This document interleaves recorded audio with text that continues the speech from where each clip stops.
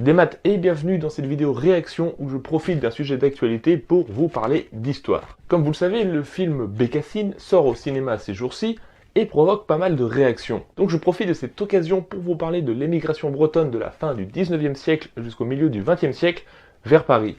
La Bretagne, essentiellement rurale à la fin du 19e siècle, près de 80% de sa population, subit de plein fouet la révolution industrielle. De plus, elle est à ce moment-là en pleine croissance démographique avec plus de 3 millions d'habitants. Il n'y a plus de travail pour tout le monde et beaucoup de Bretons sont obligés de s'en aller, aidés par l'arrivée du train dans les années 1870, pour aller trouver des emplois saisonniers agricoles en dehors de Bretagne. Les Bretons, réputés coriaces et travailleurs, sont une main-d'œuvre d'autant plus pratique qu'ils ne parlent pas français et ils font à peu près tout ce qu'on leur dit. Petit à petit, les emplois saisonniers deviennent des emplois réguliers, et étant considérés comme de la main-d'œuvre efficace et peu chère, donc, beaucoup trouveront un emploi dans la mise en place des lignes de chemin de fer. D'ailleurs, pour l'anecdote, le concepteur du métro parisien est un breton, Fulgence Bienvenu, originaire d'Uzel dans les Côtes du Nord, actuellement Côte d'Armor. L'autre aspect de cet exode rural, ce sont bien entendu les femmes. Car beaucoup de jeunes filles ne trouvant plus de travail au pays, décident d'aller sur Paris où il y a une forte demande de main-d'œuvre avec un salaire assuré. Elles sont alors engagées comme bonnes à tout faire par des familles bourgeoises parisiennes qui trouve là une main-d'œuvre efficace, pas chère, et qui fait également tout ce qu'on lui dit. Mais le problème, c'est que ces jeunes femmes arrivent de leur campagne avec leur breton ou galop, et ne comprennent pas forcément tout ce qu'on leur dit.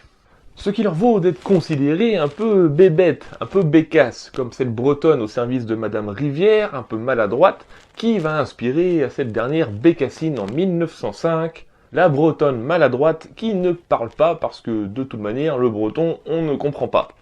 Mais il n'y a hélas pas de travail pour tout le monde et beaucoup de Bretonnes se retrouvent contraintes de se tourner vers la prostitution et la rue pour survivre. Quant aux bonnes, elles sont parfois maltraitées, exploitées par des patronnes sans scrupules et doivent loger dans des conditions déplorables. C'est ainsi qu'est fondé par Suzanne Asquette, une bonne Bretonne montée à Paris, le premier syndicat des employés de maison chargé de les protéger face aux abus.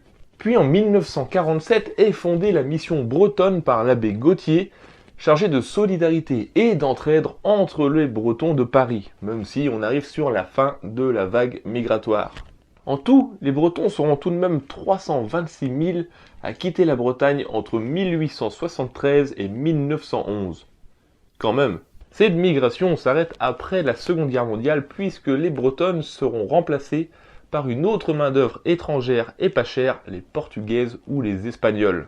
Voilà pour ce petit aperçu des migrations bretonnes au XXe siècle vers Paris, bien loin d'une petite boniche bretonne un peu bête mais gentille dont on peut rigoler en omettant bien sûr la réalité économique et sociale bien moins joyeuse. N'hésitez pas à partager cette vidéo afin de faire connaître cette dure réalité des bretonnes du siècle dernier à Paris, et à commenter en dessous, à vous abonner, etc. Et vous pouvez également me soutenir sur Tipeee afin que je puisse acheter du nouveau matériel et de la documentation et tout ce que je peux pour améliorer mes vidéos. J'en profite d'ailleurs pour remercier les gens qui me soutiennent déjà. Et sur ce, je vous dis trugaré à Kenavo, jusqu'à la prochaine vidéo plus classique. Ciao.